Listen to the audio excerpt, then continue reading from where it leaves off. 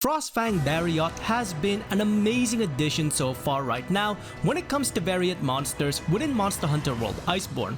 Today, we're gonna take a look at some key features of this monster in terms of its overall looks and the way it fights. Let's go ahead and take a look.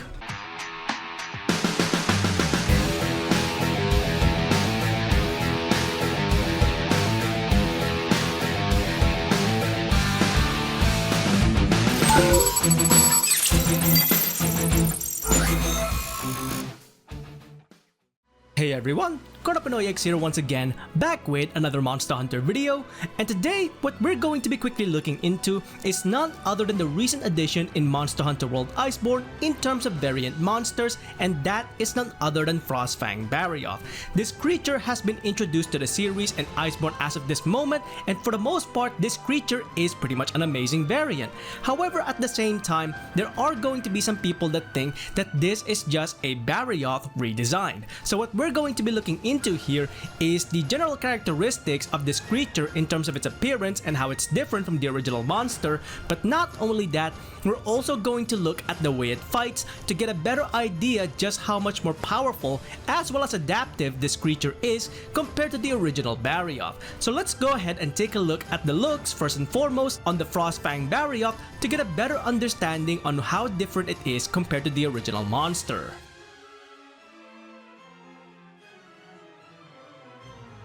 Regarding the physical appearance of the Frostfang Barioth, we're not just gonna be doing a comparison between the variant monster and the original creature, but rather we're gonna take a look at the Frostfang Barioth's finer details and see whether or not they may indicate something regarding the details of the monster overall. So we're gonna be looking into the Frostfang Barioth as if we're researching as many information as possible regarding this creature based on its physical appearance. First up, let's quickly take a look at the tusks of the Barioth in comparison to that of the original creature, because Frostfang Barioth's tusks are quite unique. They take on a darker blue coloration at the back of the tusks, and then the front actually looks like they've been frozen over. Not quite sure how this has happened, but it can be speculated one of two reasons. The first one is plain and simple: the Frostfang Barioth Sub-Zero abilities have pretty much frozen the tusks of this creature by accident. The other one, however, is more relative to what we have seen in the teaser trailer, in that Frostfang Barioth actually prefers to live in more colder regions in comparison to the original monster. Thus, these harsh weathers where it's much colder has actually frozen the Frostfang Barioth's tusks over time. One way or another, this creature really lives up to its name as a Frostfang because of its frozen tusks. So the next part that we're gonna look into is the fur that covers certain body parts of Frostfang Barioth. Despite the fact that this creature looks quite fluffy, the main thing that the fur does for me is that it makes the Frostfang Barioth look older in comparison to that of the original creature. So the fur may actually indicate the age of the Frostfang Barioth altogether when comparing it to the standard monster. Especially when you take a look at the beard of the Frostfang Barioth, I really like calling this creature the Elder Barioth just because of how old it looks with that beard across its face. So maybe the fur indicates just how old the Frostfang Barioth is altogether, but at the moment, because we've recently discovered it, we don't exactly know how old this creature is altogether. Now finally, let's quickly take a look at the coloration of the monster, because there is a certain pattern that I find to be quite interesting regarding this creature. Frostfang Barioth's overall coloration is actually a snow white appearance supported by a number of dark patches that run across its body. However, where it's fascinating for this creature is actually across the wings of the monster. When we take a look at the wings of Frostfang Barioth, you can see these really aggressive stripe patterns across its wings. Now these could be indicative of two things. The first one is plain and simple, and that they are simply there for aesthetic purposes, maybe to intimidate other monsters. However, at the same time, these patterns look way too unique in comparison to the rest of the coloration of the monster. These could actually be battle scars from the Frostfang Barioth that have healed up over time and the fur started to grow over it. Now because of the fact that this creature is a tempered monster, this could explain as to why the Frostfang Barioth can only be fought as a tempered monster. This creature is a battle-hardened veteran that is being influenced by bioenergy. This is almost reminiscent to that of another creature that can only be fought as a tempered variant, and that is none other than Scargy and Garuga. So this could explain as to why both of these monsters are permanently tempered in the new world.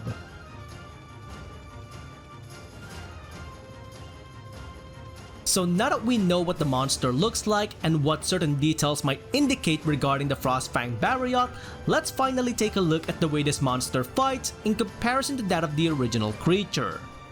So the fight against Frostfang Barioth is relatively simple in terms of the concept, but actually quite effective for the monster once you actually start fighting it. The idea behind Frostfang Barioth is that it will use its Sub-Zero breath to stop you from moving around, and once you stop moving around, the monster will use its heavy damage dealing physical attacks in order to deal as much damage to you as possible. It's very effective in my opinion, despite the fact that the concept is very simple. One of the key things that we have to be aware about this monster is that the Sub-Zero breath ice actually lingers on the ground for quite some time, meaning that you need to be aware of your surroundings because the ice of the monster could easily catch you off guard, meaning that you stop moving around, and Frostfang Barioth will use that to its advantage to deal as much damage to you as possible.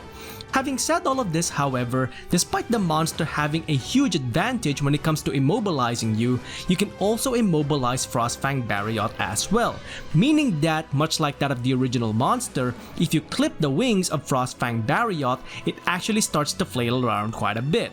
Alongside this, the effectiveness of its pouncing attack can be reduced when you break the fangs of the Barioth. So overall, it's all about breaking parts of the Barioth and at the same time being aware of your surroundings so you don't get caught by the trap laid out by the Frostfang Barioth as you're fighting it. Now, as a final note, as I'm fighting this monster, one of the key things that I notice about its behavior is that Frostfang Barioth actually hates sunlight. It doesn't leave the caverns of Hoarfrost's reach until it goes into nighttime, in which case you can actually fight it in open spaces. So one of the main disadvantages that you have when fighting this monster during daytime is that you're mostly fighting it in enclosed spaces, which are the caverns of Hoarfrost's reach. So do keep that in mind. Try to fight the monster at nighttime, where it's actually more active in open spaces within the tundra region.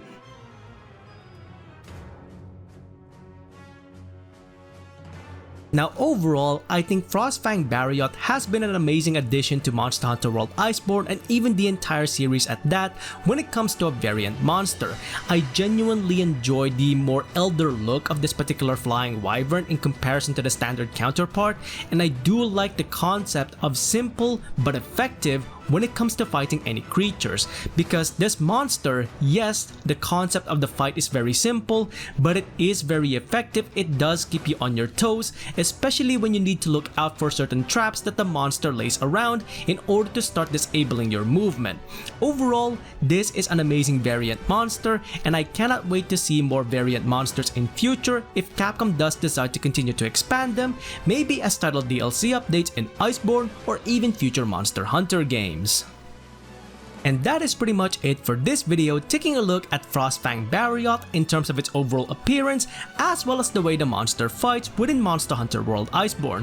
What do you think about Frostfang Barioth so far? What's your experience against this monster? Do let me know in the comments below what you think about this new variant monster within the Monster Hunter series overall. Now, with all of that being said, if you enjoyed these videos, please consider leaving a like on the video itself and subscribing to the channel, as well as hitting that bell icon so you can go ahead and catch up on any future Monster Hunter content that I might be doing or any other games that I might be playing in future.